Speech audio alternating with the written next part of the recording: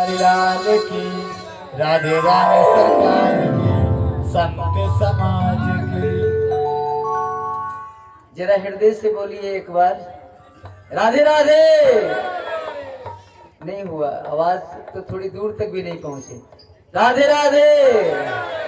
हाँ, कुछ गया। अब क्या होता है कि रास होने लगा और गोपियों के मन में अहंकार हो गया।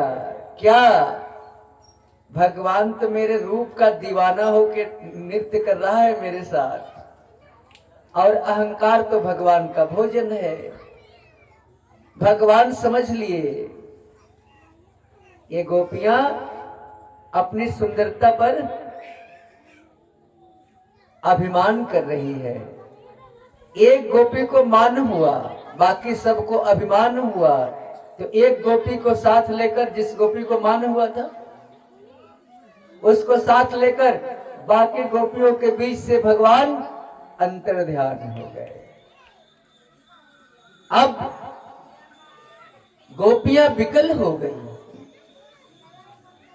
परीक्षित, जैसे बिना पानी के मछली तड़प उठती है, जैसे मणिधर सर्प मणि के निकल जाने के बाद विकल हो जाता है, गोपियां बेचैन हो गई, चारों तरफ दौड़ पड़ी। कहां हो प्राणनाथ, हमें छोड़कर क्यों चल दिए? वृक्षों से पूछ रही है, पहाड़ों से पूछ रही है। इसीलिए कभी अपने अंदर अभिमान मत करना। एक जगह हरी घास दिखाई पड़ी, हरी हरी घास। गोपियां उस घास को घेर करके चारों तरफ से बैठ गई।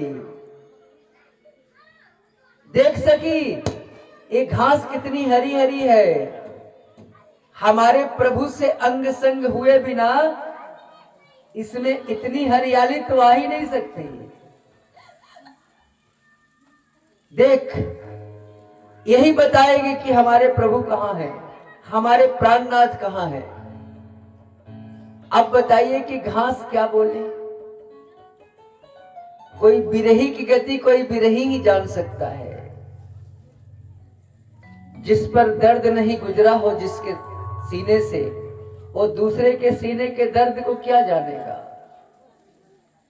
पत्थर दिल इंसान एक प्रेमी के दर्द को नहीं जान सकता। अब घास से जब कोई उत्तर नहीं आया तो एक गोपी कहती है, सखी ये कह रही है ना कि तुम्हारे कृष्ण से हमारा अंग संग नहीं हुआ, हम पहले से हरे हैं। दूसरी गोपी कह रही कि हाँ हाँ, अरे मान लो कि हमारे कृष्ण से अंग संग नहीं हुआ, लेकिन जब हमारे प्रभु 52 अवतार में आए थे तब तो अंग संग हुआ होगा। तब भी घास से कोई उत्तर नहीं आया।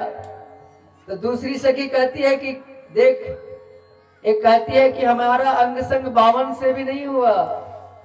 अच्छा अच्छा, तेरा संपर्क उस समय हुआ होगा जब हमारे प्रभु बराह अवतार में आए थे। देखिए कितनी उच्च कोटि की बातें कर रही हैं गोपियां। जब घास से कोई उत्तर नहीं मिला, वहां से गोपियां उठकर आगे भागी। एक तुलसी का वृक्ष दिखाई पड़ गया। सारी गोपियां बोली, अरे सखी चलो चलो, तुलसी को पता होगा कि हमारे प्रियतम कहाँ हैं, क्योंकि बिना तुलसी के तो हमारे प्रियतम भोजन भी नहीं करते, भोग भी नहीं लगता। तुलसी जरूर बताएगी। तुलसी को घेर करके सारी गोपियां बैठ गई। बोल तुलसी, हमारे प्रियतम कहाँ है? एक हवा का झोंका आया, तुलसी का पौधा हिल गया। गोपियां बोली, सखी ये बोल रही है कि मैं तुझे नहीं बताऊंगी। दूसरी गोपी बोली, जानती हो सखी ये क्यों नहीं बताना चाहती? इसके हम सौत जो लगते हैं। भला है हमें पता क्यों बताएगी। वहां से गोपियां उठी और आगे चल दी। आगे जब गई तो क्या देखी कि भगवान का पद चिन्ह मिट्टी में गड़ा हुआ दिखाई पड़ा। सारी गोपियां उस पद चिन्ह को, क्योंकि प्रेमी की हर वस्तु प्रिय लगती है, अब घेर करके बैठ गई। देख देख सखी, ये हमारे प्रीतम का पद चिन्ह है, जमीन के अंदर क्यों गड़ा है। दूसरी सखी बोली, बोल बहन क्यों गड़ा। अरे इसलिए गड़ा है कि वो जो एक सखी इनके साथ जो गई है वो चलते चलते थक गई होगी, तो भगवान ने उसे अपने कांधे पर उठाया होगा और जलन उन लोगों के अंदर हो गया, गोपियों के अंदर। थोड़ी दूर जब गई तो कुछ फूल बिखरा हुआ मिला। गोपियां उस फूल को घेर के बैठ गई। देख सखी, उस गोपी का भगवान ने फूलों से श्रृंगार किया है। जलन और बढ़ रही। आगे जब बढ़ी तो वो गोपी निसहाय अचेत पड़ी हुई थी, जो गोपी भगवान के साथ गई थी। सारी गोपियां उस गोपी को घेर करके बैठ गई। यहां सुखदेव बाबा उस गोपी का नाम नहीं ले रहे, इशारा कर रहे हैं। क्यों? वही गोपी दूसरी कोई नहीं, राधा रानी थी। अरे भैया, घर तो तुम सबको दिखाते हो, लेकिन कोई तिजोरी रूम दिखाता है क्या सबको? कोई अपना जो खास होगा, खास में खास, उसी को बताओगे कि यहां पर हम माल रखते हैं। तो सुखदेव बाबा भी तो वही कर रहे हैं। राधा रानी इस भागवत की संपत्ति है, तो संपत्ति को कोई ऐसे बता दे क्या? शब्दों के जाल में इतना छुपा दिया कि जो भक्त होगा वही ढूंढ पाएगा उस शक्ति को। आसान है क्या ढूंढना? संकेत भर किया। अब उस किशोरी को सारी गोपियां उठाई और उठा करके जमुना के तट आ गई सारी गोपियां निराश होकर के। और सारी गोपियों ने विचार किया कि भगवान ने जो जो लीला की है उस लीला को हम लोग करेंगे। उल्टा पुल्टा लीला होगा, कन्हैया के पैर हाथ पकड़ लेगा, अरे गोपी तू उल्टा पुल्टा कर रही है, हमने ऐसे नहीं ऐसे किया था, इस तरह से कन्हैया मिल जाएंगे। अरे परीक्षित, एक गोपी तो दुपट्टा लहरा करके क्या कर रही है, देख देख सखी, हमने गोवर्धन उठा ली। एक गोपी तो करी, देख देख हमने पूतना को मार दिया। तब भी जब भगवान नहीं आए तो सारी गोपियां विकल हो गई और विकल होकर के एक गीत गाया, बड़ा सुंदर गीत। और उस गीत में कह रही है कि अरे लल्ला, हम तो कब के प्राण त्याग दिए होते, लेकिन तूने तो मेरे प्राण को भी अपने साथ लेकर चले गए। जमदूत आते हैं मेरे पास, लेकिन प्राण मिलता नहीं, घर में खाली लौट के चले जाते। अब तो दया कर लल्ला। भगवान प्रकट हो गए, पीतांबर धारी, हाथ में पीतांबर लेकर, मानो गोपियों के अश्रु को पोंछने के लिए हाथ में पीतांबर लेकर भगवान प्रकट हो गए। एक बार बोलिए कृष्णचंद्र भगवान की। सारी गोपियों ने जब भगवान को देखा, देखती रह गई। एक गोपी तो भगवान को देख करके आंख जल्दी से बंद कर ली। क्यों? कि मैंने आंख के दरवाजे से भगवान को अंदर करके ताला लगा दिया, अब तू निकलेगा कैसे? ये प्रेम दीवानी गोपियां हैं ना। और बोली कि तू लल्ला, आज समझ में आया कि तू कितना तड़पाने वाला है। भगवान बोले, गोपियों, इतना बड़ा कलंक मत लगाओ। जितना तू मेरे बिना तड़पी हो ना, उतना मैं भी तेरे बिना तड़पा। गोपियां बोली, नंबर 1 के झूठे हो। तुम्हें यदि तड़प होती तो तू मेरे पास नहीं रहता, क्यों चला गया?